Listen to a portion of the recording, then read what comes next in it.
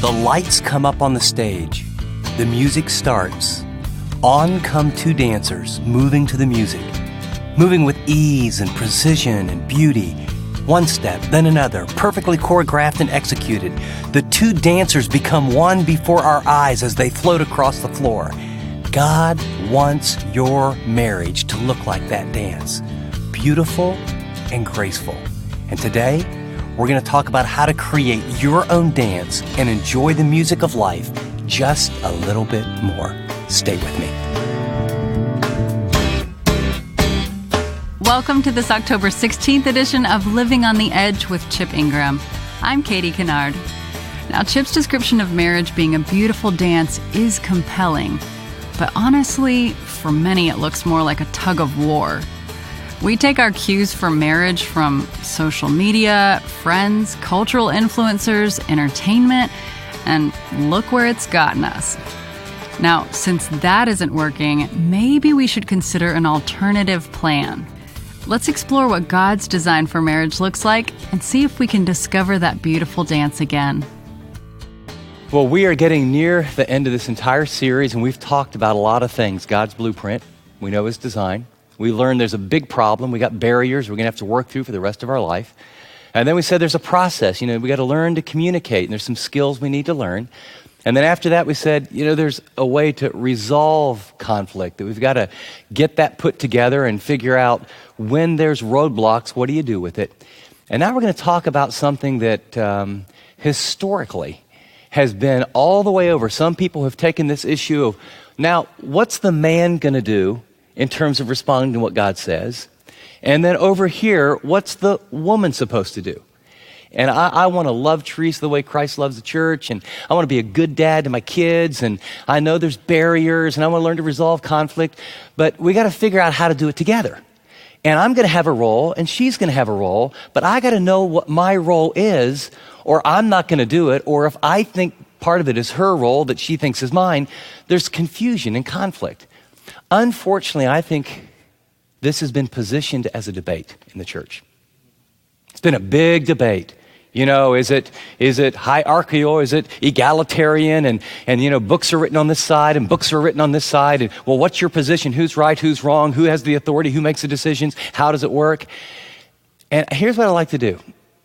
The fact of the matter is Monday morning's coming. And you got to work it out in your home. And I got to work it out in my home.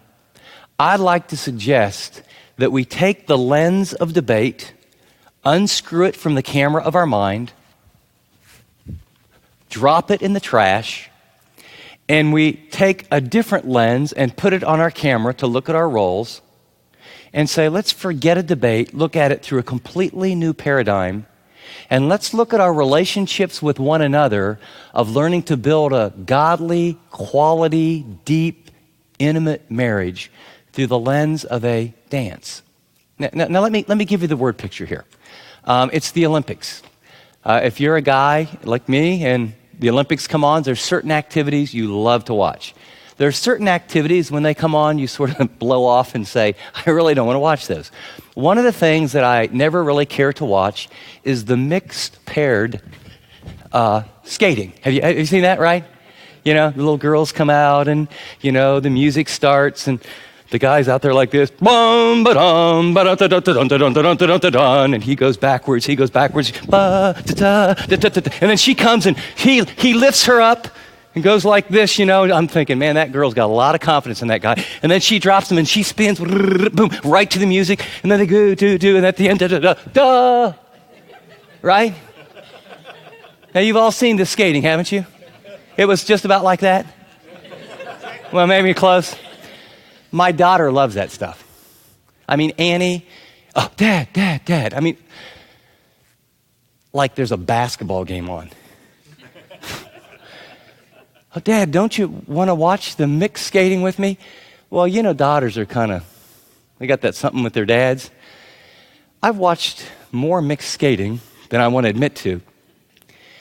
And as I watched it, I realized, you talk about athletes. You talk about strength.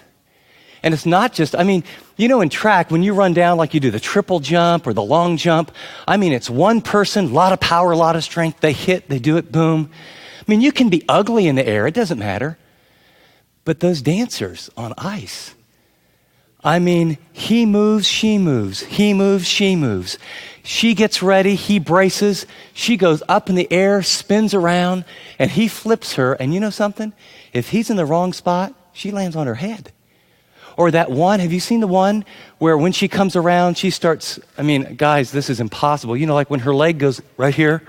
You know that one? And she starts doing this. And then the leg comes down and he grabs the skate and he starts doing this. Have you seen that one? And in slow motion, her head is like missing the ice like this. I'm thinking, that woman really trusts that man. And that man's really strong. And he knows where to be and when to lift and what to do. And she knows when to trust and let go and when she needs to be strong. And all of this is done to, there's something in the background, isn't there? There's music. And it's not like they're just doing it. They actually do it together to the music. And what else is true?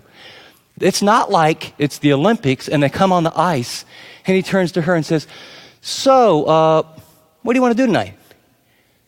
I'll go right, you go left. There was a choreographer. People get paid lots of money to do what? To mark out every single step, every single move. Now, the guy, you've got to be here, you've got to be positioned here. When this happened, you have to jump. When you jump, it has to be at this angle. You must catch her right here. If you don't catch her here, we got big problems. And every single movement of that ice dance goes perfectly to the music. Have you ever seen them where they end and the music goes bum, and then like 3 seconds later they go bum? I haven't. Don't they? They end together on time. And what I want to suggest is we ought to can the whole debate issue. Because what if you're right? I mean, what if you win the debate? It's, I'm supposed to do this, you're supposed to do that. No, I'm supposed to do this, you're supposed to do that. The fact of the matter is, when those people are on the ice, it's beautiful. And when they get done, they're beaming. And there is a joy you can see in the man being at the right spot at the right time, and the woman doing what the woman's supposed to do, and them creating something. I actually got a confession, okay, guys? I like it now. I mean, I'm almost ashamed, but I mean, even when Annie's not there, I might sneak a little peek, because it's like, this is amazing. What if you looked at your marriage as a dance instead of a debate? Instead of arguing about who's right, who's wrong, oh, that's the man's duty, that's the woman's duty. Well, if you don't do that, I'm not going to do that. Well, I've read the man is supposed to do that. Why don't you step up and catch me here? What if you said, if it's not a good dance, it's not a good dance for either of you? I put some notes together, and the first question I would ask is your marriage a dance or a debate? And I came across a quote. You ever have something in your file that looks like this? I have no idea where it came from. So anyone that I happen to be stealing from, I want you to know before God and these people, I don't know who it is, but it is the greatest little quote about marriage and a dance. And the author says a good marriage has a pattern like a dance, and it's built on some of the same rules. The partners don't need to hold on tightly because they move confidently in the same pattern. Intricate, but swift and free, like a country dance of Mozart. There's no place here for possessive clutches or clinging arms or a heavy hand, only the barest touch in passing. Now arm in arm, now face to face, now back to back. It doesn't matter which, because they know they are partners moving to the same rhythm, creating a pattern together and being invisibly nourished by it. When the heart is flooded with love, there is no room for fear, for doubt, or for hesitation. And it is the lack of fear that makes for the dance. Isn't that neat? It's the lack of fear that makes for the dance. When each partner loves so completely that he has forgotten to ask himself or herself whether or not he's loved in return, only then he loves and is moving in a music then, and only then are two people able to dance perfectly in tune with the same rhythm. And I'd like to say, if we looked at it as a dance, what would it look like for you to have a beautiful dance in your marriage? You notice here, a great dance demands a few things. One, a choreographer, right? I mean, someone has to write out all the steps for both partners. Second, mutual submission to his steps. I mean, when they're on that ice, I don't think the girl can say, I'm not jumping then. Okay, I'm not jumping then. And he says, okay, you don't jump, next time I won't catch you. I mean, that's not going to work. Someone has to write out all the steps. Both partners have to submit to the choreographer. It's got to be real clear. When do you jump and when do I catch? And I've never seen it. Have anyone seen where the guy jumps and the girl catches? 225 pounds on a 115-pound little girl. That probably would not be pretty. So, they got to know what's going on. And then after clarity of roles, there's practice, and more practice. What they do that looks so effortless, that looks so beautiful, I mean, it's months and years on the same routine and practicing. And by the way, I've seen some of the footage, when they interview them, where they show, like even in warm-ups, where they fall. So you never get a dance like this without some bumps on the head and your partner not catching you at the right time or you stepping on their toe. A great dance develops some pretty neat stuff, though. A great dance develops an incredible team. Second, it develops balance, timing, rhythm, and strength.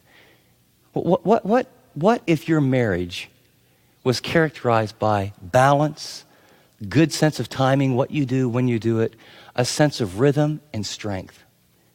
A good dance brings personal joy and joint fulfillment. And finally, I have come to realize it's a thing of beauty.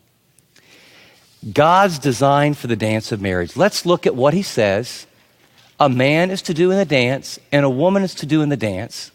And I like to just take kind of that outline that I gave you about a good dance, and let's walk through this together.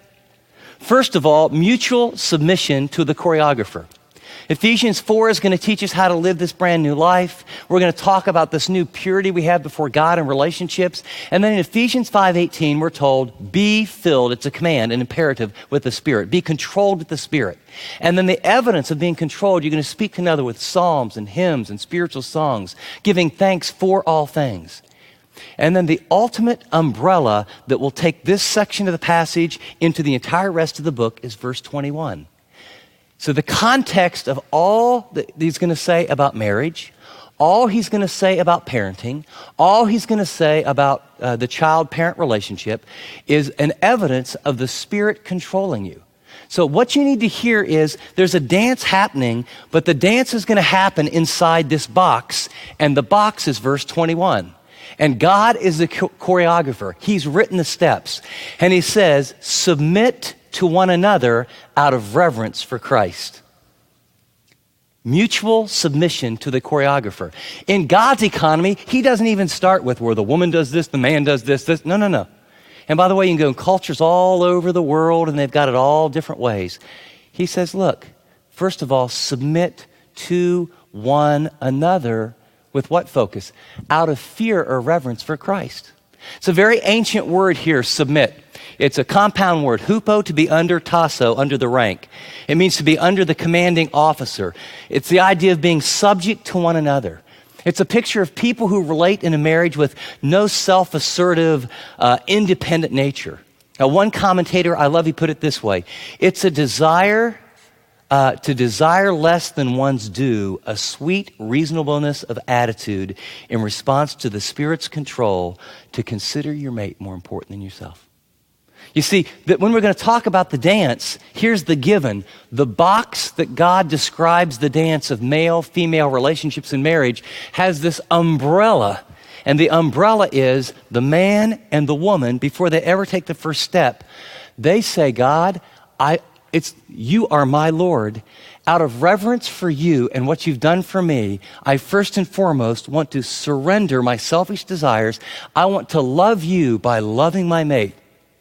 And do you see where that removes an awful lot of the, well, let's see, she does that and he does that. All of a sudden, you only start the dance with a desire to receive less than your due, to give the other person the benefit of the doubt. Submit to one another out of the fear of Christ. And then now that you're walking with the Lord, you want to obey him, you want to serve and help your mate. Well, if you're going to dance together, he says, okay, now, help me if I'm wrong, but when they get on the skates and the music starts, they both can't, someone has to take the first step so the other person can follow. Doesn't make them superior or better. It's not about inequality, but someone has to take the first step so they can get in the rhythm of the choreographer and the music. And what God says as a word to women is follow his lead. Verse 22, wives, submit to your husbands as to the Lord. You might circle the word submit. It's the same one, but this submission is sort of a small s under the capital S submission of first to God. So he says, wives, submit to your husband as to the Lord. Why? For the husband is the head of the wife, as Christ is the head of the church, his body of which he's the Savior. Now, as the church submits to Christ, so also wives should submit to their husbands in everything.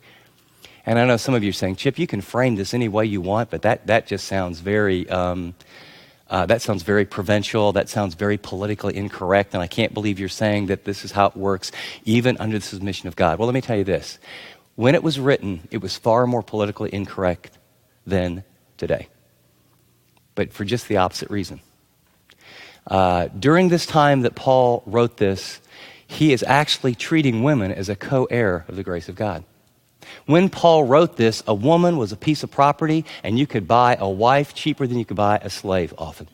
When Paul wrote this, Jews would, although their theology would tell them different, their practice was to get up every day, and after they thanked God for who he was, the next part of their prayer every morning is, I thank God I'm not a woman. How'd you like to be married to that guy? The Greeks, in this time in the literature comes out, they change wives like tissue paper. One Greek philosopher said during this period, wives are meant for being given in marriage, divorce, and being married again. When Paul wrote this, a guy could go through 20, 30, 40 wives. And if you don't measure up, you had no rights. You're a piece of property. Forget it. So Paul is creating this husband-wife co-heirs of the grace of God. In Galatians, he'll say, even in the body of Christ, there's not male or female, slave or free. He'll say, you all are co-heirs of the grace of God. Not only does she have personhood, but you are to treat this person that the world says is a slave and worthless and of lesser value. You're supposed to treat her the way Christ loved the church. You're to sacrifice your life for her. Now, I just want to tell you how this works. So when the people read this, if you think this sounds politically incorrect, like, I'm going to submit, I'm going to respect, and I'll teach you in a minute what it means and what it doesn't mean. The people in the first century had just the same response for the opposite reason. You mean to tell me a woman's worth that? Get out. You know what? In one pocket, I can get 3 or 4 wives if I want to. And if I don't, you know what? Even in Judaism, you could divorce your wife in part of the literature for burning the toast. You're done. Next. And so what you need to hear this through, it may not be politically correct then. It may not be politically correct now. But what's important is that if you want a great dance, if you want your marriage to work, if you want it to be a thing of rhythm and beauty and intimacy, God says someone has to take the first step so the other person can take the next step. Someone needs to be built in such a way when they come that they can lift the other person, and someone needs to have some grace and beauty. I just can't see a lot of those guys spinning up in the air like those girls do. And he's saying you're uniquely made. Let me tell you, under the submission of the Lordship of Christ, how it works. And so, as the church submits to Christ, wives should also submit to their husbands in everything. And by the way, this idea of submitting to your husband, it's as unto the Lord. It's not that I obey my husband exactly how I obey Christ. I submit to how God is going to lead as an act of lordship to say, God, you are sovereignly in control, and you place this man to catch me and hold me, and I am doing this as an act of worship to you. Because the average woman, the biggest, hardest part of submitting is looking, kind of across the chair, across the room and saying, yeah, I don't know if that guy's going to make the right decision. I don't know if I jump, if he will or can catch me. And so a lot of wives never get to where they get into the room of the dance for all the fears of what might happen. And it says, well, just do it as unto the Lord. And by the way, there in every relationship, every organization, every institution, someone leads, right? Someone leads. And people want to debate this and fight about it. The buck stops somewhere in every relationship. It'd be interesting if I ask you, who's the leader in your house? Who, and by that, who takes initiative? Who has the weight of responsibility? Who has the job in your house of initiating the part of the dance, doing the heavy lifting, and loving the way Christ loved the church? And this may be a little uncomfortable, but I'll let you know here in just 1 second. I have 5 questions to ask you, and how you answer these questions will tell you exactly who's leading. Okay? It's really, really simple. Question number 1 is who handles the money?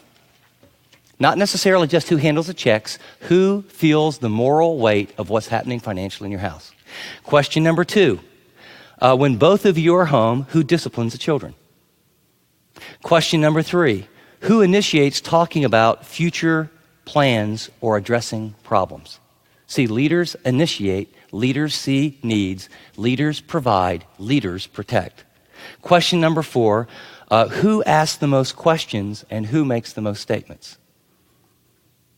I was with a young couple recently, and they were conversing probably for about an hour and a half as I was around them, and I heard the young man say, honey, where do you want me to put this diaper? Question.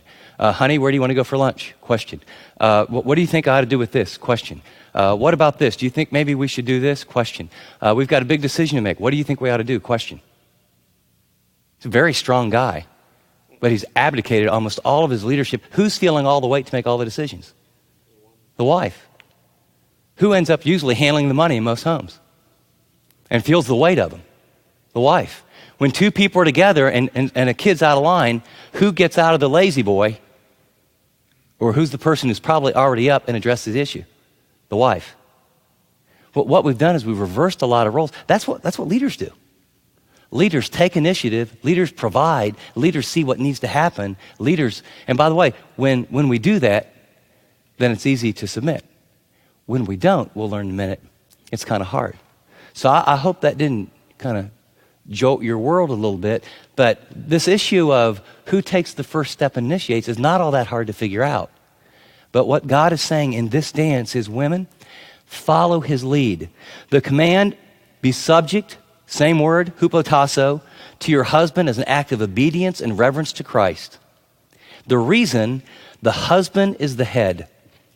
And you know what? There's been lots of articles written, and it's just very interesting to watch the literature that goes back and forth. But you can do lots of word studies in Greek about head, and the word head means head. You know? And the way it's used all throughout is it's a position of authority. Okay? That's not politically correct either.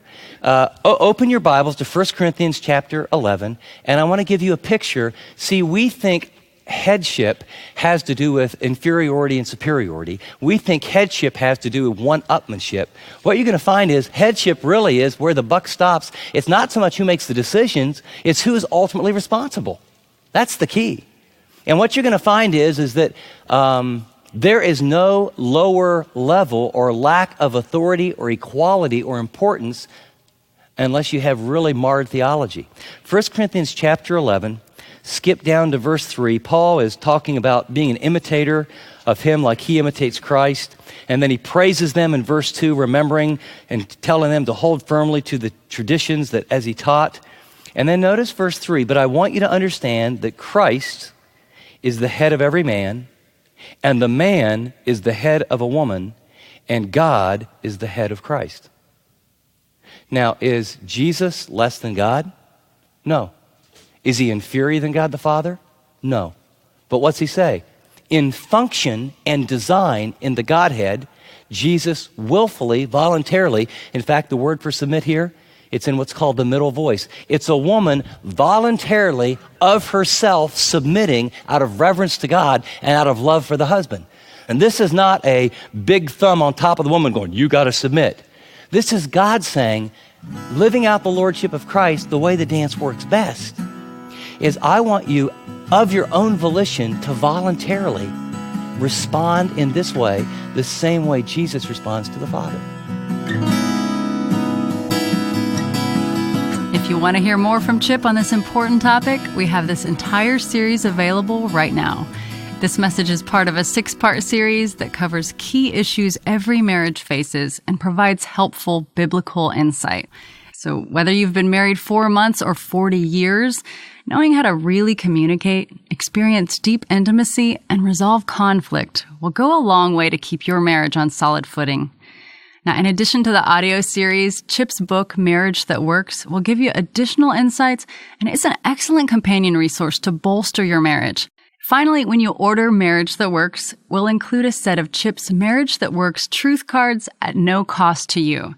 These are 20 cards that each describe a lie we tend to believe about marriage, and then the truth from Scripture that combats that lie.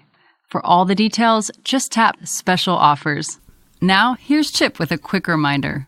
Before I come back with some very specific application for today's message, I just want to remind you that we only have a couple days left in this series, which means there's only a couple more days to take advantage of the series discounts. So if you thought to yourself, wow, I'm really learning some great things out of this series on marriage, and I want to improve my marriage, or boy, I've got a friend that really needs to get this series, here's what I want you to do.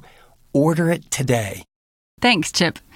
Well, this series, Experiencing God's Dream for Your Marriage, provides practical tools to help you or someone you know build a strong, resilient marriage. To take advantage of the special series discounts, just tap Special Offers. Now, here's Chip with a final thought for today. As we close today's program, I want to just give a word of encouragement to 2 groups. And the first group is ladies who, as you listened to what I said, you just thought, buddy, you have no idea the man that I'm living with. And what I want to say to you is that you really need to understand the issue is not your husband. The issue is, can you trust God? And that making the battle authority is not going to bring about results. And I want you to know in our next broadcast, this is going to get balanced out. In our next broadcast, I will let you know what it does not mean. It doesn't mean he calls all the shots. It doesn't mean you're a doormat. It doesn't mean you're inferior. It doesn't mean that you need to do anything that's unreasonable or ungodly and some other things like that. We'll develop. But what does it mean for you? What do you need to do to submit from the heart? And as I've shared with Teresa on occasion, honey, when you agree with me and you think it's the right thing to do, that's not exactly submission. I mean, submission is like when you think, Chip, I really don't think that's what we need to do. And as I've worked it through and we can't agree on this, honey, I really believe this is God's will. It's you saying, well, I'm going to trust God because I sure don't trust you on this one. And you know what? Sometimes I've really been right. And she said, wow, I'm so glad for you. And you know what? Sometimes I've been wrong. And I've seen it and I've learned. But knowing that she was for me and with me, some really good things came out of that. And so there is a dance. Let God be the choreographer. Focus on the steps He's given to you, not on the steps He's given to your mate. And guys, let me just say one word to you. Lead. Lead lovingly, lead well, make it easy to follow. And don't use this as a club. You are to serve her the way Christ serves the church. Give your life for your wife. Here at Living on the Edge, our mission is to help Christians live like Christians. And one of the ways we do that is by giving away free resources. That's why we make it easy for you to share these messages. If you have a friend who could benefit from Chip's teaching, why not introduce them to the ministry of Living on the Edge? Simply choose a program you think would be encouraging and tap the share icon. Well, until next time, this is Katie Kennard saying thanks for listening to this edition of Living on the Edge.